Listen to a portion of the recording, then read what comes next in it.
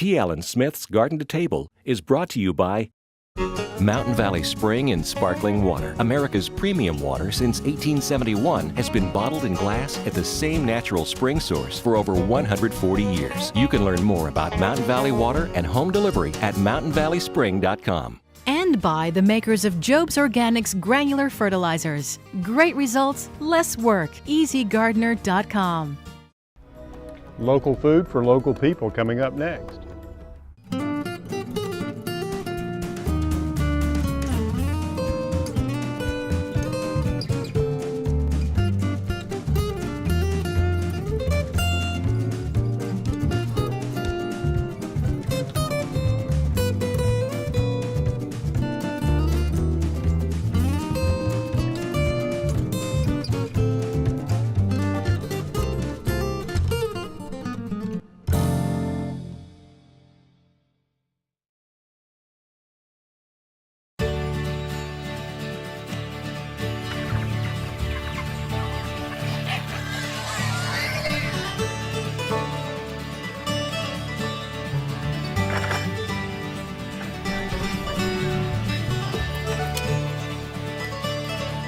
Blended, shredded, and it's going to be served on ciabatta.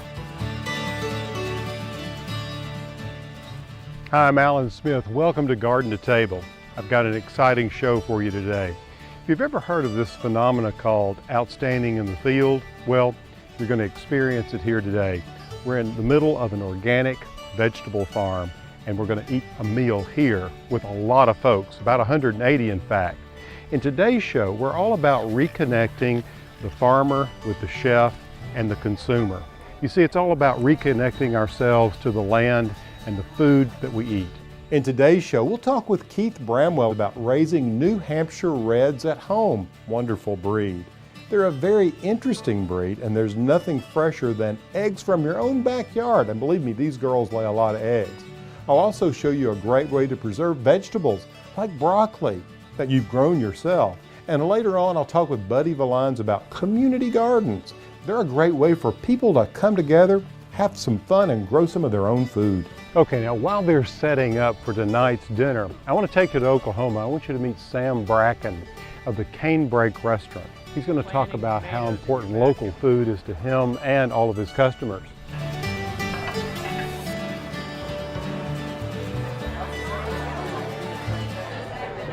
We're at the Canebrake Resort in eastern Oklahoma. There's something really special going on here today. This evening they're having a 75-mile dinner. Now what that means is all the food that's being prepared here came from farmers who farm in a 75-mile radius of this place. I'm really excited about it. I don't know what they're going to come up with in the kitchen, but we're going to find out. Come on.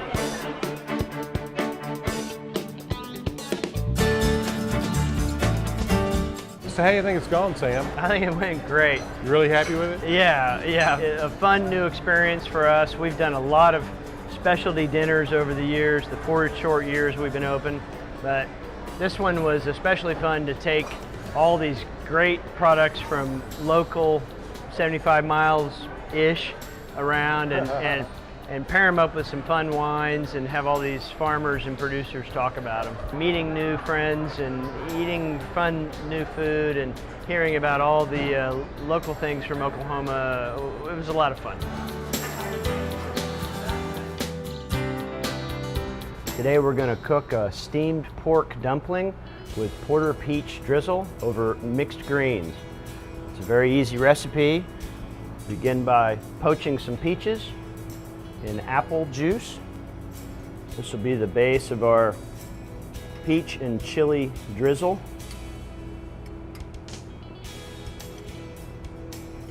We're using Tabasco chilies we grow here in the garden. You can adjust this recipe to your heat tolerance.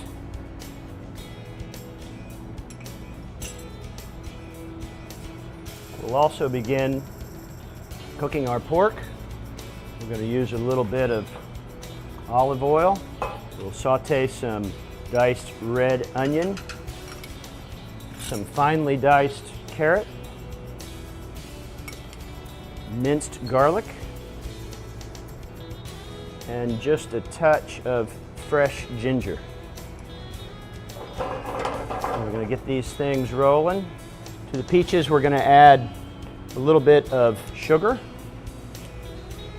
pinch of salt all around, pinch of freshly cracked black pepper. So your onions and carrots have begun to caramelize a bit. You can add your fresh ground pork.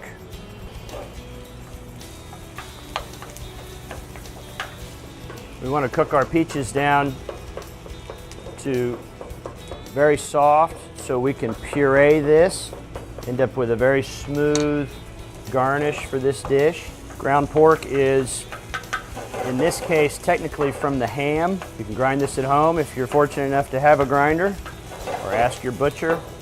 But you want a nice, high quality product, 80-20, 80% meat, 20% fat, so you have a lot of flavor. Get it nice and brown. We're going to take our pork, drain a bit of the fat off. We're going to let this cool to where we can handle it. Make our dumpling. Don't forget your peaches. Meanwhile, I'm going to come back with a wonton wrapper. You can buy these at the store. Lots of shapes and sizes. This is just egg whites. You want to do the entire wrapper, not just the edges. I'm going to use about an ounce of this mixture. There's lots of shapes that you can do. But you want to make sure that you have as little air inside as possible. They tend to explode.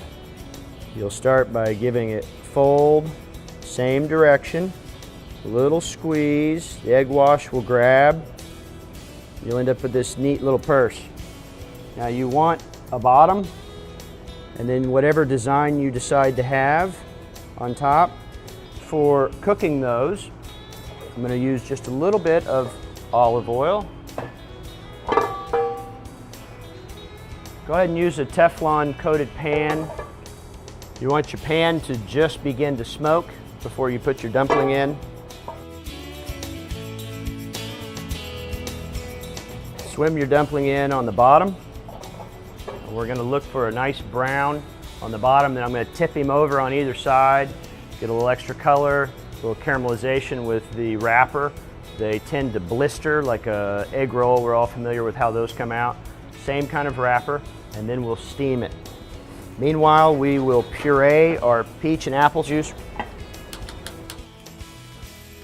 You can see the color and the blisters that develop on the wonton skin. I'm going to do that all around. I'm doing this over medium heat.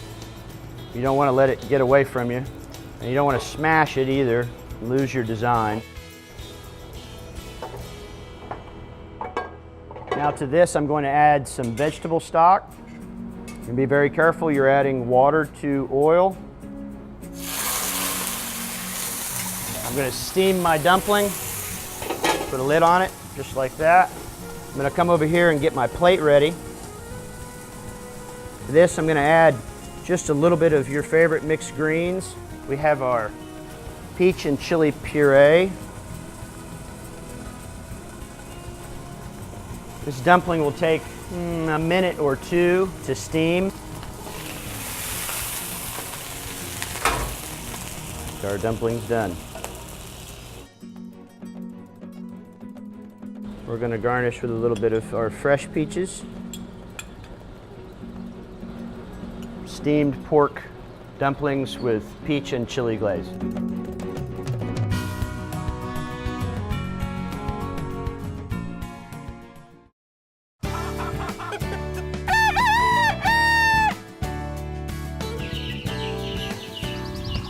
I had a chance to sit down with Keith Bramble and discuss a breed of chicken that's known as a great egg producer. It's called the New Hampshire Red.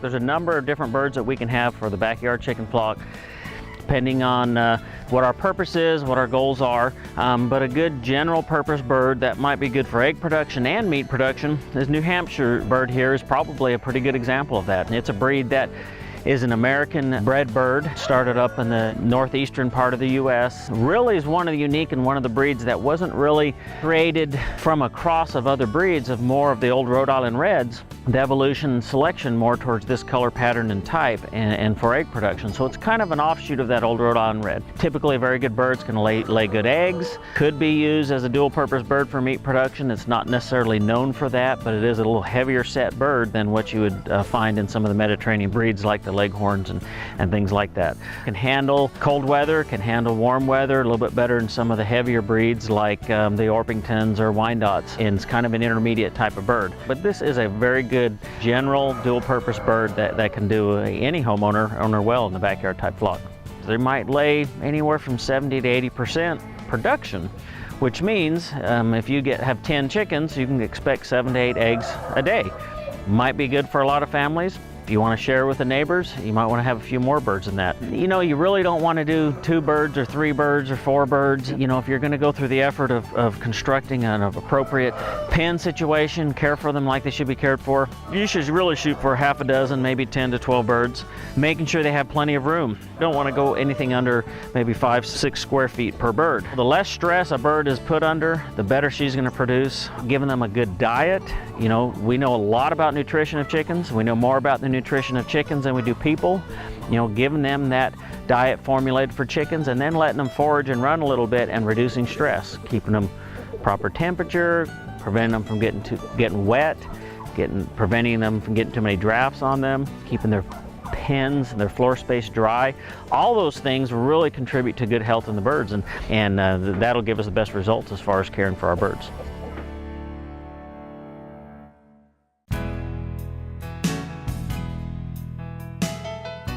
I want to show you one of my favorite ways to eat fresh broccoli. This is a delicious chopped broccoli salad recipe. I call it broccoli slaw, that is so easy to make. You know, I love to grow broccoli. We grow lots of broccoli here at the farm. I just went up to the garden and pulled up one of the plants. And you can see how it grows. It makes that beautiful head of broccoli with all these little tiny florets. And each of these are little flower buds. And you want to pick it at about this stage before the little buds swell and open too much. And you know, every part of the broccoli plant is edible. So I'm chopping some stalk here. You can see the stalk is getting chopped finely. And you can also eat the leaves. I'll even throw some leaves in here just for fun and prove to you that they're edible. So I'm chopping up about 4 big heads of broccoli. And I'm shaving them from the stalk up to the little florets like this, you see? Let me go ahead and get this one. You can see a little closer here. Shaving the stalk back and moving my way up to the florets until I get so close with the knife, I'm afraid to go any further. Same with this one. So then I just take my large knife and chop it up like this. What I like to do is make a big batch of this. Now, it's perfect for keeping in the refrigerator. It'll keep for several days. And it's also a great recipe to take to a function where you may be feeding a lot of people, like a family reunion or an office party, something like that. All right, so that's 4 heads of broccoli, and that makes about 8 cups. 8 cups of chopped broccoli. Now, what I'm going to do is I'm going to take a dozen of our green onions from the farm. 1, 2, 3, 4, 5, 6, 7, 8, 9, 10, 11, 12. That's 12 of them. I'm just going to take the ends of them off here. These little green onions we grow year-round, and it's great to go up there even in the fall and early spring and gather them. And you can see I'm moving right up the stalks here because I want a lot of that green as well. So that's about enough. What this ends up being is about 1.5 cups of green onions. Just want to make sure they're about the size of the broccoli. Just throw that in here like this. All right, now, next thing is to do the dressing, which is really a lot of fun. Now I'm going to start with a cup of mayonnaise. Yes, that's what I said, mayonnaise. I love mayonnaise. And I did use the light mayonnaise here, getting it all in the bowl like that. And then I'm going to take 1/4 cup of walnut oil and 1/4 cup of white wine vinegar and half a lemon, the juice of half a lemon I should say, without the seeds preferably. We don't want those getting caught in anyone's teeth. There we go, it's all seeds. 2 tablespoons of lemon pepper and some garlic powder, half a teaspoon of garlic powder. And I'm going to take that and I'm going to mix it all together. You just want to whisk this until it's smooth and the mayonnaise is all in solution here. The walnut oil adds such a nice depth to this. Okay, now I'm just going to take the broccoli and the onion, pour it in here, and just begin to mix it all together. You just want to bathe all of that broccoli and onion in the dressing. And that's really all you have to do to it. Now I'm going to finish it off with a half a cup of toasted English walnuts, which adds a little more crunch to this, as if it needs it. And then, of course, I'll add plenty of cracked black pepper. It's really delicious, and as you can see, easy to make. I hope you'll give it a try.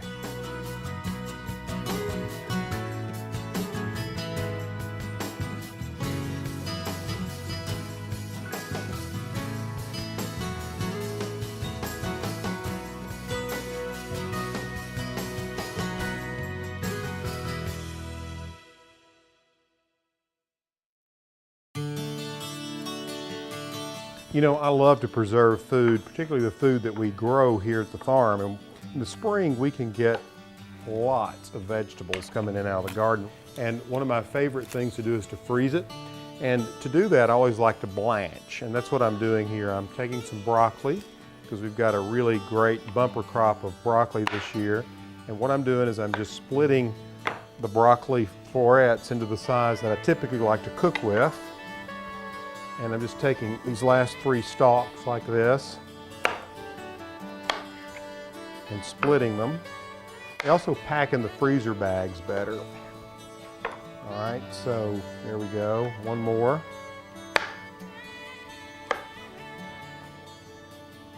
We grow several varieties of broccoli here. It's one of the easiest early spring vegetables to grow.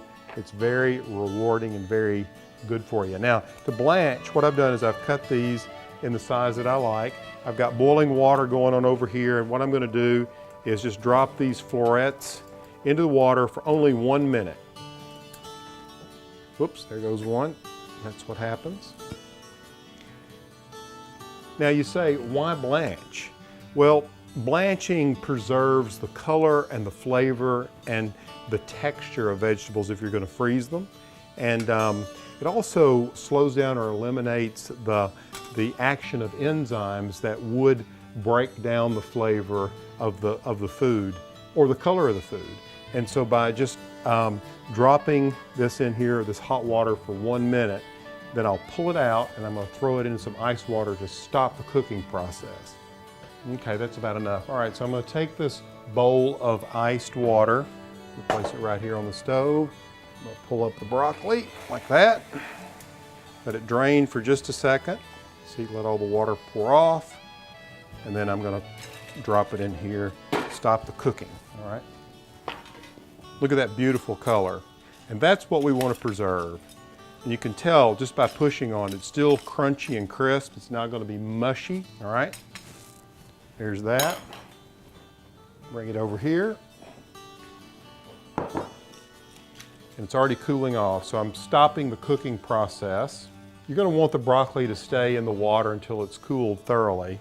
And it's cooling off rather quickly. And then what I like to do is just lay it out and let it air dry for a bit and get as much water off of it as possible before I pack it into the freezer bags. I mark the freezer bags with what it is and the month that I've packed it away. I tend to try to use things in the freezer that are older first before using the more recently frozen food items. And with broccoli and other vegetables and things like that, I'll keep them in the freezer for 6 to 8, sometimes 10 months. Okay, this is cooled off, so I'm just gonna lay the florets out like this. The reason I like to let them sort of drip dry before I pack them in freezer bags, because the drier the pieces are, they seem to resist freezer burn more, so that's the only reason. Then what I'll do is I'll pack them in these freezer bags and pop them in the freezer. The other thing blanching does is makes the vegetables very limber, so you can pack more into a freezer bag. And I tend to pack enough in a freezer bag that I might use for a serving for 2 people. I try to push all the air out of the freezer bag and seal it off like that. And now it's ready to go into the freezer. Earlier this summer, I had a talk with my friend Buddy Valines about a community garden project. Believe me, it's very inspiring. You see, these gardens provide a location for people to grow their own food who otherwise might not have the space or be able to do so. You know, Buddy, I love coming out here this time of year. There's so much activity and such a great sense of community here. It really is. It's amazing. This park has really been discovered. We haven't pushed it, but with the garden plots that have been here for so long, more and more people, as we've built a road into the interior and built trails, people come out here as families. And these garden plots have been here probably 30 years more, 40 maybe, but very small. But now we've got 605 plots, 450 are rented. Really? It's expanded that much? It's expanded that much. Oh, that's very heartening. And you've got people who've been doing it for 30 years out here, and it's $50 a year. Wow, and then that's a bargain. You can think about the number of the pounds of vegetables you could grow. Now, what do you? So the $50, you get your plot of ground. But what else do you get? $50. That goes to pay for the water. It also goes to help pay for the superintendent that kind of overlooks the operation. We do help in some instances with tilling, and then we've got mulch. If people need mulch for the garden, we've got it. Do you have a plot? No, but my friends out here take care of me on occasion. I bet they do. I bet when these vegetables come in, you take home a truckload. Well, no, not that much, but they've been really kind to us, not only to me, but the other folks out here working, helping us make it a good place.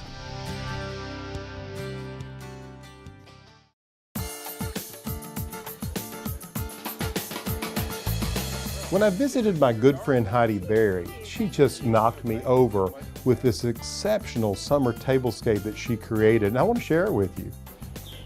Just take a look at this beautiful summer tablescape Heidi's created. It's out here in this living space behind the house, and I love the dark colors that she's used. They echo some of the architecture on the home.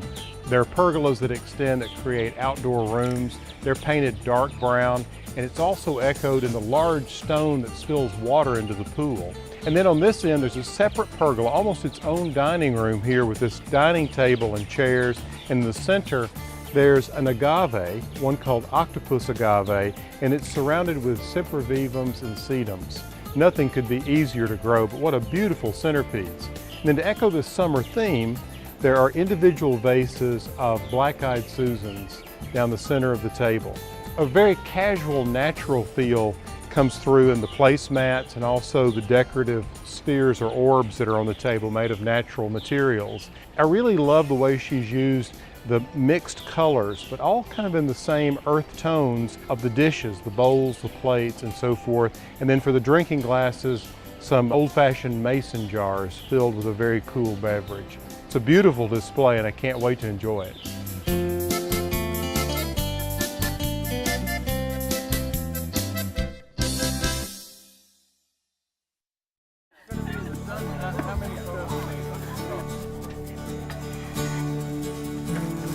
Produce, mixed green salad.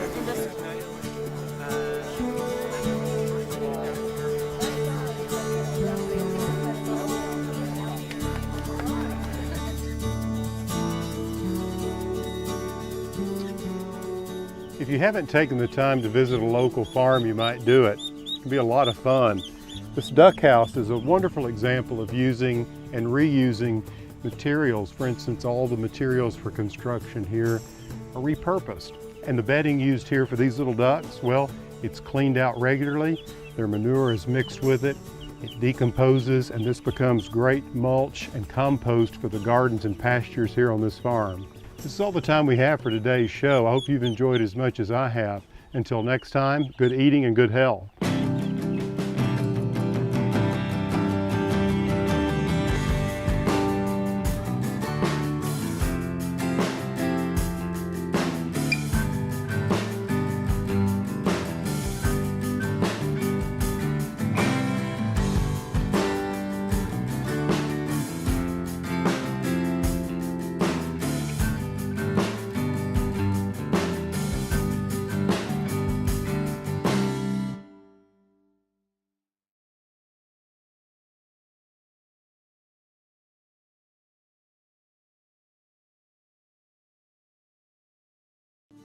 Many of the recipes and ideas in this program can be found in Alan's latest book, P. Allen Smith's Seasonal Recipes from the Garden.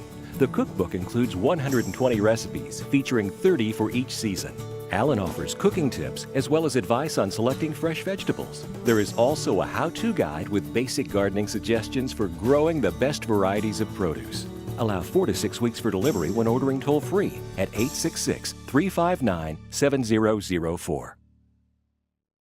P. Allen Smith's Garden to Table is brought to you by Mountain Valley Spring and Sparkling Water. America's premium water since 1871 has been bottled in glass at the same natural spring source for over 140 years. You can learn more about Mountain Valley Water and home delivery at mountainvalleyspring.com. And by the makers of Job's Organics granular fertilizers. Great results, less work. EasyGardener.com.